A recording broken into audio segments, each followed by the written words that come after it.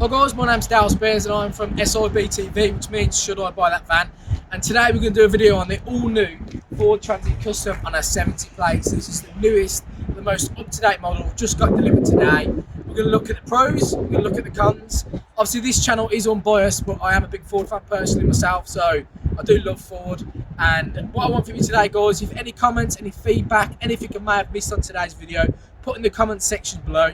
But let's do the exciting bit. Let's have a look around the vans, look at the pros, the cons, and if you are looking at buying one, why you should buy one, or maybe why you shouldn't. So, being the limited model, you've got the new Angel lights. So these look absolutely fantastic in the dark. They've got Guide Me Home lights, so when you turn a corner, the lights follow the corner. It's quite hard to explain, but if you've ever been in the previous model custom, they're called Guide Me Home, and they turn around the corner. It's really good. It's definitely good for visibility in the dark or country lanes, for example, as well. I think it's got the new plastic. It's like the Bentley grille, so it's a little bit more chunkier. They've got rid of the key entry as well. So the old shape custom, you'd have to put a key in the bonnet. This one is a handle in the cab, so just a little bit different. Those who've had Fords out there know about the key and can be a little bit jiggly. It's definitely a lot better this way. We'll go around the side. Standard, you do get alloy wheels, and they come with Goodyear tyres, which you can see there as well. These are 16-inch alloys, and they do really look the part. I've said in my previous video, compared to the Vivaro, wheel trims are a lot cheaper to replace. An alloy wheel on a van to repair can be £60–70. So I'd say it's a bonus for aesthetic wise. It looks great. I mean, the colour today, we've also got the agate black, which is a dark metallic black. Lovely colour from new.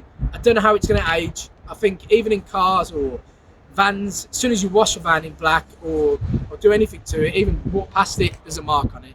So it's a lovely colour from new.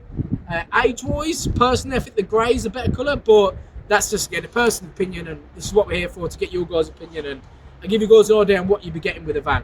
Obviously, you've got locking wall nuts for security and safety-wise. So around the back, again, these do come with the full polycoloured, being the limited. So Transit do 3 different models. So they do a base model, they do a trend model, they do a limited model.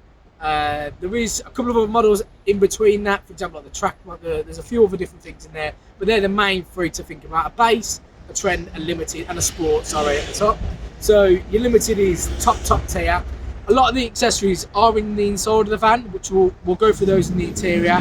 Some gadgets, some bits and pieces, and that absolute fantastic voice command, which we've talked about in previous videos, which you can't understand. It may be my accent, you are right, but we'll go through that in there. But let's have a look around the back and we'll go from there.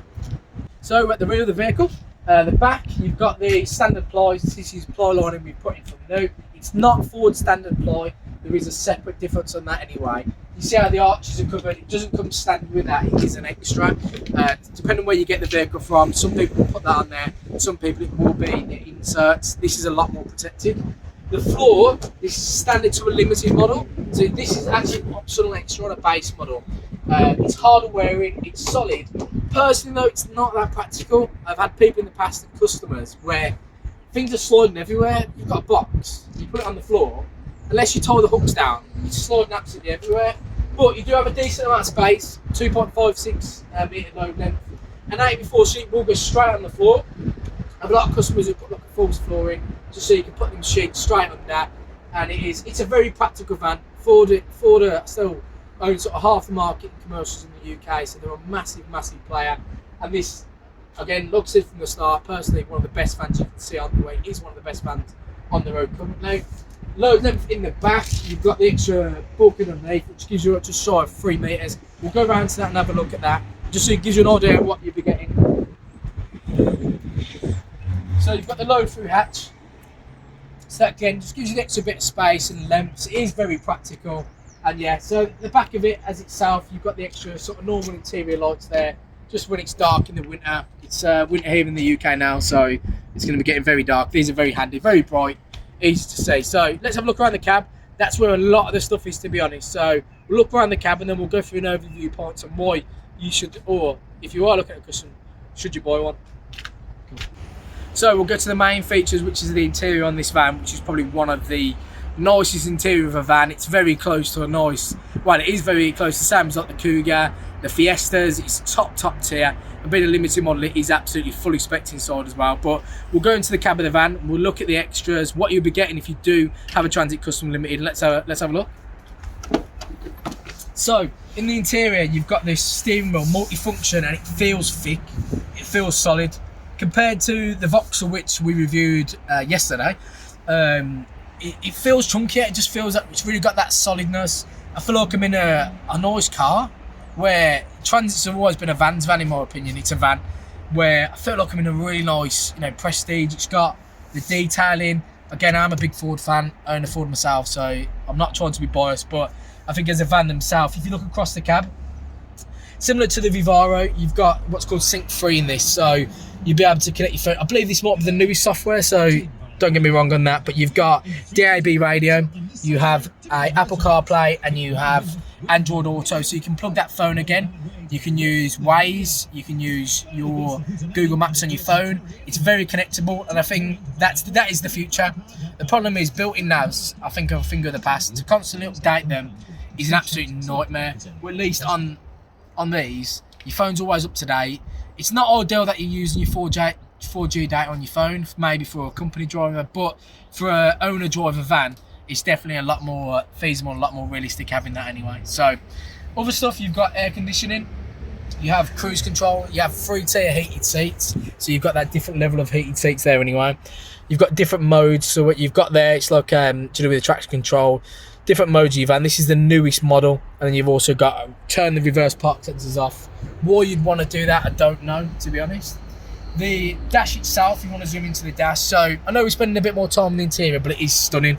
The dash has got the nice LED dials across there anyway. This particular model is an automatic, so it's a 2-litre gearbox, which is great. It's good on fuel, and it's fluent as well. So it's not, I've been in some gearboxes where you jutter in and you stitter in, where the Ford, it's a nice fluent. It feels modern. It feels very similar. If you've ever been in a DSG Volkswagen, it's a nice easy gear change. It's a fluid gear change. So in the interior wise, if there's something I've missed, guys, put it in the comment section, let me know what we've missed. But I think the interior, you can have a good look around. That is very top tier. It feels like I'm in a prestige vehicle and a prestige van. Obviously, market wise, these are 3-4 grand more than a Vivaro or Peugeot Expert Dispatch in the same bracket. That's the UK. Might be different abroad, but they are very top tier. And you're paying for what you get. You are paying for that quality, build factor, and I think it feels nice in this cab, especially it's quite cold today. It feels like I want a nice long drive home in this. You'll see the seats, you've got the tier, you've got the rib seats, so I'll show you those. You got the rib seating again, little bits of detail I think really do stand this van out from the crowd. So we'll go around to the front, we'll look at an overview of the van. If you are looking at buying a Transit Custom, we'll look at 5 top points, and maybe we'll look at 3 reasons not to have one, and then we'll go for the quotes from there. Okay.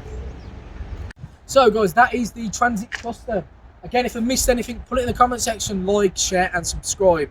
I think we'll go an overview. I think we'll look at 5 top points on the Custom, and we'll look at maybe a couple of reasons why you may not want to have a Custom. So let's say the top 5 reasons is aesthetics. It looks absolutely stunning. It's a very good looking van. I think for a business, sign writing, looking different, standing out from the crowd, it's top tier. It's definitely up there. Number 2, the interior, the comfort wise, it's very comfortable. I feel like I'm in a nice car. Again, they're not a cheap van. I don't like to say cheap, but good value for money.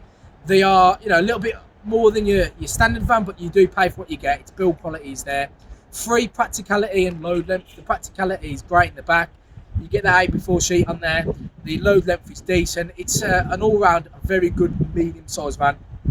Number 4, the automatic gearbox is stunning. It's great on this particular model. It's fluent. It's easy to drive. If you're in traffic and you're in a high built-up area, it's absolutely fantastic.